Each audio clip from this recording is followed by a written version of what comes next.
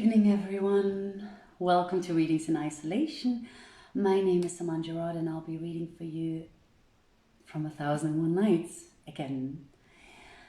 All right, let's see where we at. The 108th night. No, this way. Okay. Enjoy the reading, everyone. Now when it was the 108th night,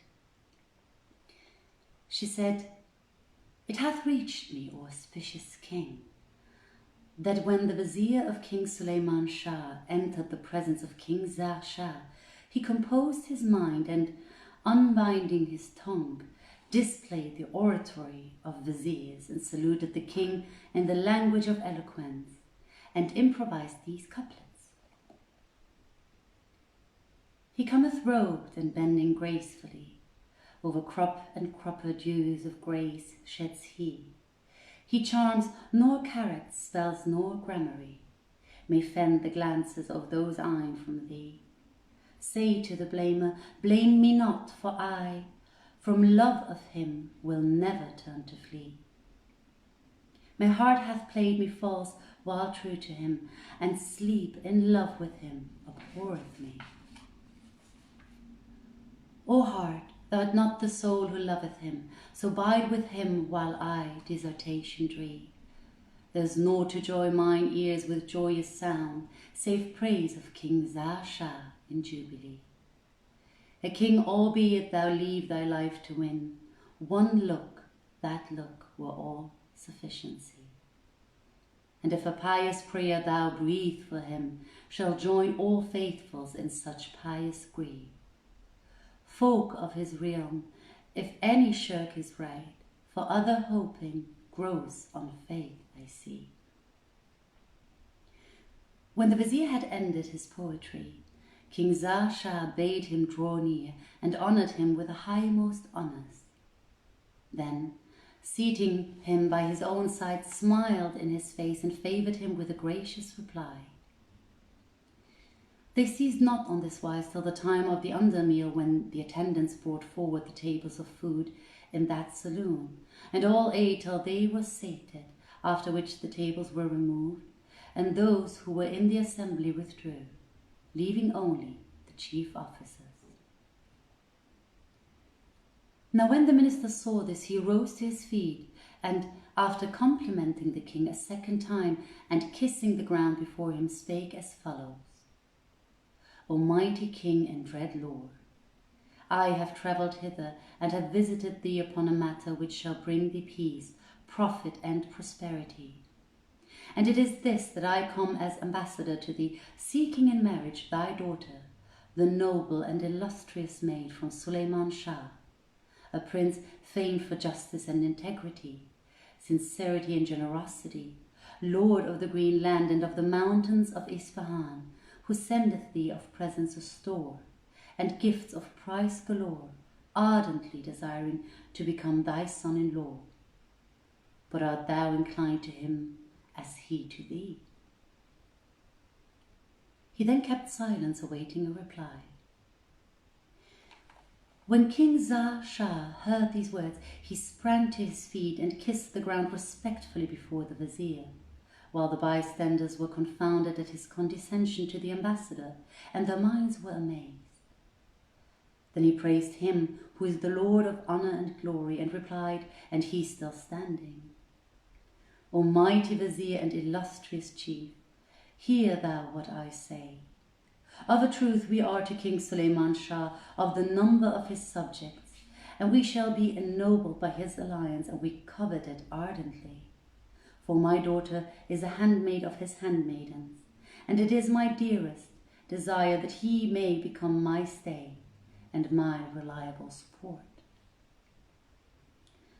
Then he summoned the Qazis and the witnesses who should bear testimony that King Sulayman Shah had dispatched his vizier as proxy to conclude the marriage, and that King Zar Shah joyfully acted and officiated for his daughter. So the Qazis concluded the wedding contract and offered up prayers for the happiness and prosperity of the wedded fears.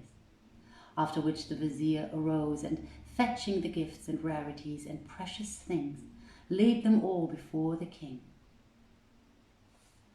Then Zar Shah occupied himself anent the fitting out of his daughter, and honourably entertained the vizier and feasted his subjects all, great and small. And for 2 months they held high festival, omitting naught that could rejoice heart and eye. Now when all things needful for the bride were ready, the king caused the tents to be carried out, and they pitched the camp within sight of the city, where they packed the bride's stuffs in chests and got ready the Greek handmaids and Turkish slave girls, and provided the princess with great store of precious treasures and costly jewels. Then he made for her a litter of red gold inlaid with pearls and stones of price, and set apart 2 mules to carry it, a litter which was like one of the chambers of a palace, and within which she seemed as she were of the loveliest houris, and it became as one of the pavilions of paradise. And after they had made bales of the treasures and monies, and had loaded them upon the mules and camels, King Zar Shah went forth with her for a distance of 3 parasangs, after which he bade farewell to her and the vizier, and those with him, and returned to his home in gladness and safety. Thereupon the vizier, faring with the king's daughter, pushed on and ceased not his stages over desert ways. And Shahrazad perceived the dawn of day and ceased saying her permitted say. Now when it was the 109th night, she said, "It hath reached me, O auspicious king, that the vizier fared on with the king's daughter, and ceased not forcing his stages over desert ways, and hastened his best through nights and days, till there remained between him and his city but 3 marches. Thereupon he sent forward to King Sulayman Shah one who should announce the coming of the bride. The king rejoiced thereat, and bestowed on the messenger a dress of honour, and bade his troops march forth in grand procession to meet the princess and her company for due worship and honour, and don their richest apparel with banners flying over their heads. And his orders were obeyed. He also commanded to cry throughout the city that neither curtained damsel nor honoured lady nor time-ruptured crone should fail to fare forth and meet the bride. So they all went out to greet her, and the grandest of them vied in doing her service, and they agreed to bring her to the king's palace by night. Moreover, the chief officers decided to decorate the road and to stand in espalier of double line, whilst the bride should pass by, preceded by her eunuchs and serving women, and clad in the gear her father had given her. So when she made her appearance, the troops surrounded her, these of the right wing and those of the left. And the litter ceased not advancing with her till she approached the palace, nor remained any but came forth to gaze upon the princess. Drums were beaten, and spears were brandished, and horns blared, and flags fluttered, and steeds pranced for precedence, and scents shed fragrance till they reached the palace gate, and the pages entered with the litter through the harem wicket. The place shone with its splendours, and the walls glittered for the glamour of its gear. Now when night came, the eunuchs threw open the doors of the bridal chamber, and stood surrounding the chief entrance. Whereupon the bride came forward, and amid her damsels she was like the moon among stars, or in union shining on a string of lesser pearls. And she passed into the bridal closet, where they had set for her a couch of alabaster inlaid with unions and jewels. As soon as she had taken seat there, the king came in to her, and Allah filled his heart with her love. So he abated her maidenhead, and ceased from him his trouble and disquiet. He abode with her well nigh a month, but she had conceived by him the first night. And when the month was ended, he went forth and sat on his sofa of state, and dispensed justice to his subjects, till the months of her pregnancy were accomplished. On the last day of the 9th month, towards daybreak, the queen was seized with the pangs of labour, so she sat down on the stool of delivery, and Allah made the travail easy to her. And she gave birth to a boy child on whom appeared auspicious signs. When the king heard of this, he joyed with exceeding joy and rewarded the bearer of the good tidings with much treasure. And of his gladness he went in to the child and kissed him between the eyes and wondered at his brilliant loveliness. For in him was approved the saying of the poet,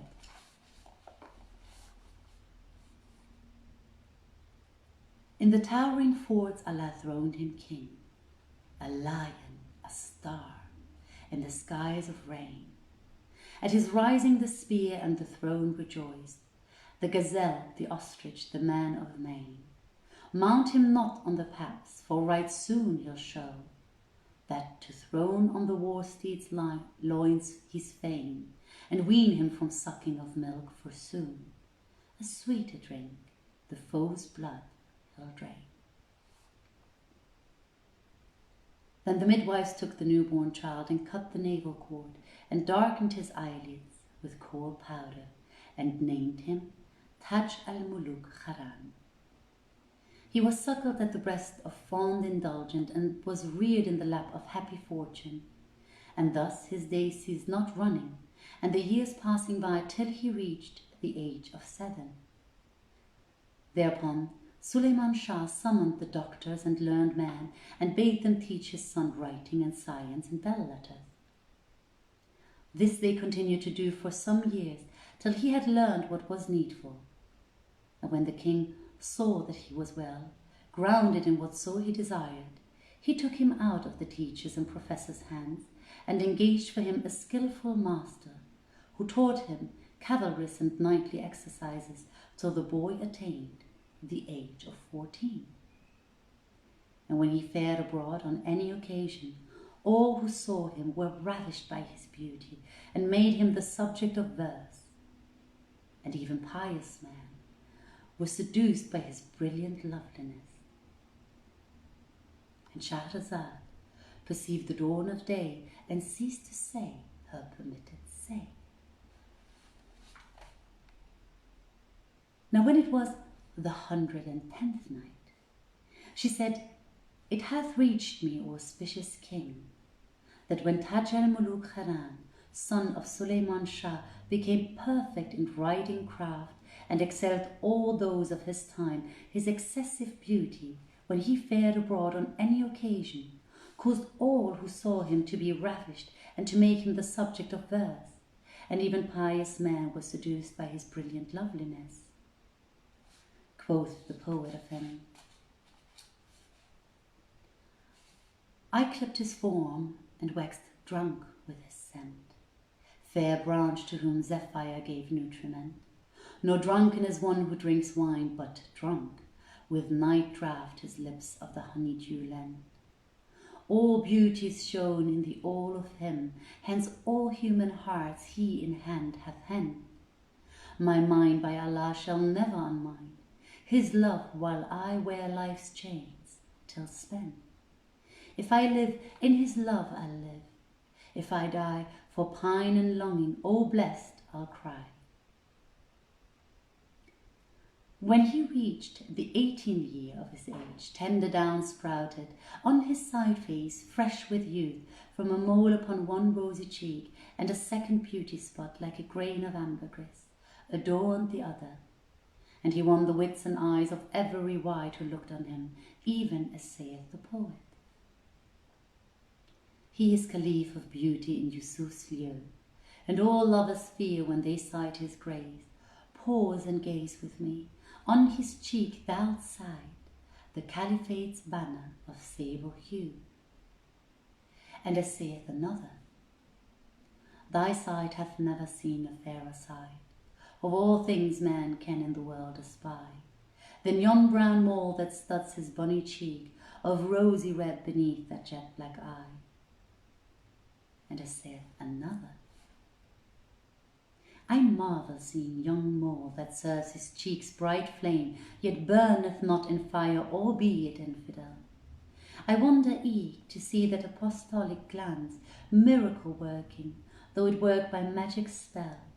How fresh and bright the down that decks his cheek, and yet bursten gallbladders feed, which even as waters well. And as saith another,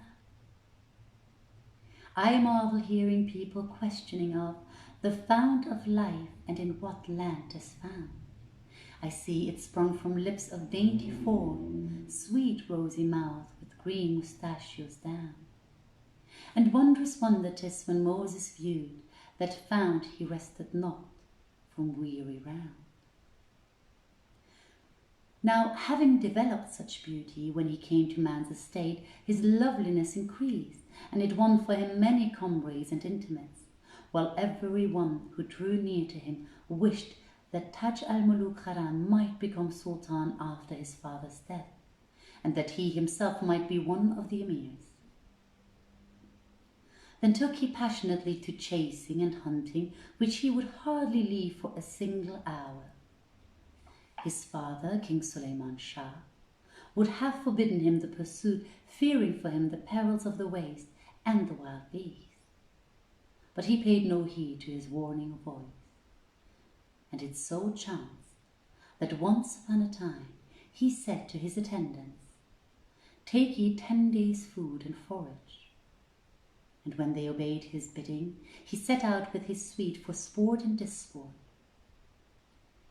They rode on into the desert and ceased not riding 4 days, till they came to a place where the ground was green, and they saw in it wild beasts gazing, and trees with ripe fruit growing, and springs flowing. Quoth Taj al-Muluk to his followers, "Set up the nets here, and peg them in a wide ring, and let our trysting place be at the mouth of the fence, in such a spot." So they obeyed his words and staked out a wide circle with toils, and there gathered together a mighty matter of all kinds of wild beasts and gazelles, which cried out for fear of the men, and threw themselves for fright in the face of the horses. Then they loosed on to them the hounds and lynxes and hawks, and they shot the quarry down with shafts which pierced the vitals. And by the time they came to the further end of the net ring, they had taken a great number of the wild beasts, and the rest fled. Then Taj al-Muluk dismounted by the waterside, and bade the game be brought before himself, and divided it, after he had set apart the best of the beasts for his father, King Sulayman Shah, and dispatched the game to him, and some he distributed among the officers of his court. He passed the night in that place, and when morning dawned, there came up a caravan of merchants conveying slaves and servants, and halted by the water and the green ground. When Taj al-Muluk saw them, he said to one of his companions, "Bring me news of yonder men, and question them why they have halted in this place." So the messenger went up to them and addressed them, "Tell me who you be, and answer me an answer without delay." Replied they, "We are merchants, and have halted to rest, for that the next station is distant. And we abide here because we have confidence in King Sulayman Shah and his son, Taj al-Muluk, and we know that all who alight in his dominions are in peace and safety. Moreover, we have with us precious stuffs which we have brought for the prince." So the messenger returned, and told these news to the king's son, who, hearing the state of the case and what the merchants had replied, said, "If they have brought stuff on my account, I will not enter the city, nor depart hence till I see it shown to me." Then he mounted horse, and rode to the caravan, and his Mamelukes followed him till he reached it. Thereupon the merchants rose to receive him, and invoked on him divine aid and favour with continuance of glory and virtues. After which they pitched him a pavilion of red satin, embroidered with pearls and jewels, wherein they spread him a kingly divan upon a silken carpet, worked at the upper end with emeralds set in gold. There Taj al-Muluk seated himself whilst his servants stood in attendance upon him, and sent to bid the merchants bring out all that they had with them. Accordingly, they produced their merchandise and displayed the hall, and he viewed it and took of it what liked him, paying them the price.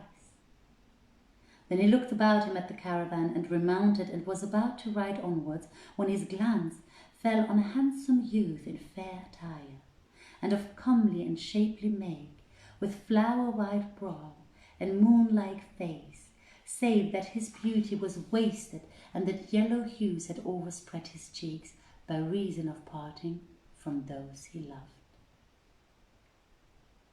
And Shahrazad perceived the dawn of day and ceased to say her permitted say.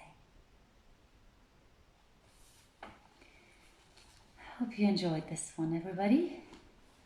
Thanks so much for tuning in.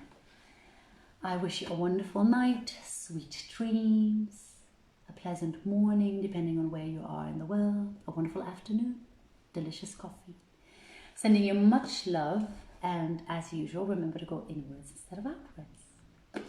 Please tune in tomorrow. Joanna will be continuing, and I will be seeing you on Thursday.